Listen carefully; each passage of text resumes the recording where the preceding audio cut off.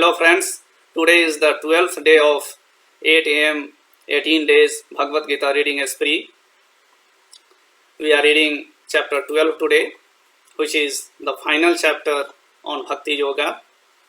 We will start with reciting its Sanskrit verse.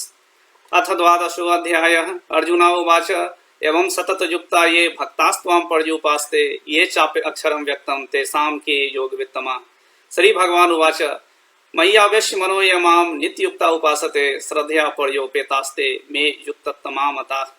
ये तो अक्षरम अनिर्देश्यम अव्यक्तम पर्युपास्ते सर्वत्र गमचिन्तयं च कूटस्थम अचलम ध्रुवम सन्नियमेन्द्रिये ग्रामं सर्वत्र समबुद्धया ते प्राप्नुवन्ति मामेव सर्वभूतहिते रताः.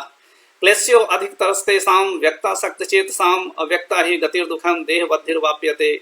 ये तु सर्वाणि कर्माणि मयि सन्न्यस्य मत्पराः अनन्येनैव योगेन माध्यायन्त उपासते. तेषामहं समुद्धर्ता मृत्यु संसार सागरात् भवामि न चिरात् पार्थ मय्यावेशित चेतसाम्. मयि एव मन आधतस्व मयि बुद्धि निवेशये निवशिष्यसि मयि एव अत ऊर्ध्वं न संशय. अथ चित्तं समाधातुं न शक्नोषि मयि स्थरम् अभ्यास योगेन ततो मामिच्छाप्तुं धनञ्जय. अभ्यासे अप्य समर्थोऽसि मत्कर्म परमो भव मदर्थमपि कर्माणि कुर्वान् सिद्धिं वा पश्यसि. अथैतदप्यसक्तोऽसि कर्तुं मद्योगमाश्रितः सर्वकर्म फलत्यागं ततः कुरु यतात्मवान्. श्रेयो हि ज्ञानाभ्यासा ज्ञानात् ध्यानं विशिष्यते ध्यानात् कर्म फलस्त्यागस्त्य आगच्छन्ति अनन्तरम्. अद्वेष्टा सर्वभूतानां मैत्रः करुणी एव च निर्ममो निरहङ्कारः समदुःखसुखः क्षमी सन्तुष्टः सततं योगी यतात्मा दृढनिश्चयः. मयि अर्पित मनोबुद्धिर्यो मद्भक्तः स मे प्रियः. यस्मान्नो द्विजते लोको लोकान्नो द्विजते च यः हर्षामर्ष भयोर्द्वयोर्मुक्तो यः स च मे प्रियः. अनपेक्षा सुचिर्दक्ष उदासीनो गन्तव्यथः सर्वारम्भ परित्यागी यो मद्भक्तः स मे प्रियः. यो न हृष्यति न द्वेष्यति न शोचति न काङ्क्षयति शुभाशुभ परित्यागी भक्तिमान्यः स मे प्रियः. समः शत्रौ च मित्रे च तथा मान अपमानयोः शीतोष्ण सुख दुःखेषु सम संग विवर्जितः. तुल्य निंदा स्तुतिर्मौनी संतुष्टो येन केनचित् अनिकेतः स्थिर मतिर्भक्तिमान में प्रियो नरः. ये तो धर्म्यमृतमिदं यथोक्तं पर्युपासते श्रद्धाना मत्परमा भक्तास्ते अतीव मे प्रिया. ओम तत्सदिति श्रीमद्भगवद्गीतासु उपनिषत्सु ब्रह्म विद्यायां योगशास्त्रे श्रीकृष्ण अर्जुन संवादे भक्ति योगो नाम द्वादशो अध्यायः. जय Shri Krishna. Now we will continue with the English version, starting with the summary, chapter 12, which is called Bhakti Yoga. It is also called the Yoga of Devotion. This small chapter stresses on the super excellence of the path of loving devotion over all other types of spiritual practices. It begins with Arjuna asking Sri Krishna, whom he considers most perfect in yoga, those who are devoted to the personal form of God or those who worship the formless Brahman. Sri Krishna responds by declaring that both paths lead to God realization. However, he regards the devotees of his personal form as best yogis. He explains that meditation on the impersonal, unmanifest aspect of God is full of tribulations and is exceedingly difficult for embodied beings.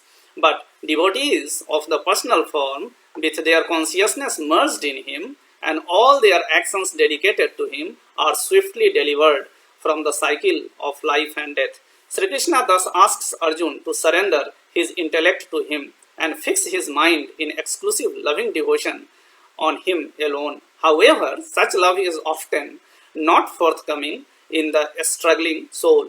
So, Sri Krishna gives other options and says that if Arjuna cannot immediately reach the stage of complete absorption of mind in God, he should strive to reach that stage of perfection by constant practice. Devotion is not a mysterious gift and can be cultivated by regular effort. If Arjuna cannot do even this much, he should still not admit defeat. Rather, he should work in devotion for the pleasure of Sri Krishna. If this is also not possible, then he should merely renounce the fruits of his works and be situated in the self. He then explains that higher than mechanical practice is the cultivation of knowledge, higher than the cultivation of knowledge is meditation, and higher than meditation is the renunciation of fruits of actions. which immediately leads to great peace. The remaining verses of the chapter describe the wonderful qualities of God's loving devotees who are very dear to Him. So that was the summary of chapter 12. Now going through the meaning of each of the verses one by one, starting from verse 1. Arjuna inquired, between those who are steadfastly devoted to your personal form and those who worship the formless Brahman, who do you consider to be more perfect in yoga? The blessed Lord said, those who fix their minds on me and always engage in my devotion with a steadfast faith, I consider them to be the best yogis. But those who worship the formless aspect of the absolute truth, the imperishable, the indefinable and unmanifest and all-pervading, the unthinkable, the unchanging, the eternal and the immovable, by restraining their senses and being even-minded everywhere, such persons engaged in the welfare of all beings also attain me.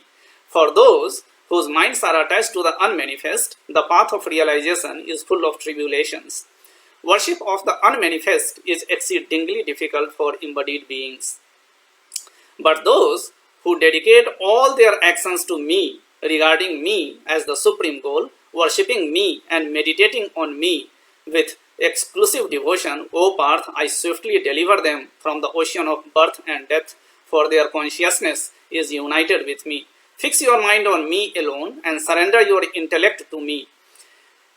Thereupon you will always live in me, of this there is no doubt. If you are unable to fix your mind steadily on me, O Arjuna, then practice remembering me with devotion, while constantly restraining the mind from worldly affairs. If you cannot practice remembering me with devotion, then just try to work for me, thus performing devotional service to me, you shall achieve the stage of perfection. If you are unable to even work for me in devotion, then try to renounce the fruits of your actions and be situated in the self. Better than mechanical practice is knowledge, better than knowledge is meditation, better than meditation is renunciation of the fruits of actions, for peace immediately follows such renunciation. Those devotees are very dear to me who are free from malice towards all living beings, who are friendly and compassionate. They are free from attachment to possessions and egoism, equipoised in happiness and distress, and ever forgiving. They are ever contented, steadily united with me in devotion, self-control, firm in conviction, and dedicated to me in mind and intellect. Those who are not a source of annoyance to anyone, and who in turn are not agitated by anyone, who are equal in pleasure and pain, and free from fear and anxiety, such devotees of mine are very dear to me. Those who are indifferent to worldly gain, externally and internally pure, skillful, without cares, untroubled, and free from selfishness in all undertakings, such devotees of mine are very dear to me. Those who neither rejoice in mundane pleasures nor despair in worldly sorrows, who neither lament for any loss nor hanker for any gain, who renounce both good and evil deeds, such persons who are full of devotion are very dear to me. Those who are alike to friend and foe, equipoised in honor and dishonor, cold and heat, joy and sorrow, and are free from all unfavorable associations. Those who take praise and reproach, like who are given to silent contemplation, content with what comes their way, without attachment to the place of residence, whose intellect is firmly fixed in me, and who are full of devotion to me, such persons are very dear to me. Those who honor this nectar of wisdom declared here, have faith in me, and are devoted and intent on me as the supreme goal, they are exceedingly dear to me. So that finishes chapter 12. It also finishes the section of Bhakti Yoga, which has started from chapter 7 and now ended here in chapter 12. Starting from chapter 13, Gyan Yoga starts for next 6 chapters. So come again tomorrow 8 a.m. and we will do chapter 13 together. Thank you.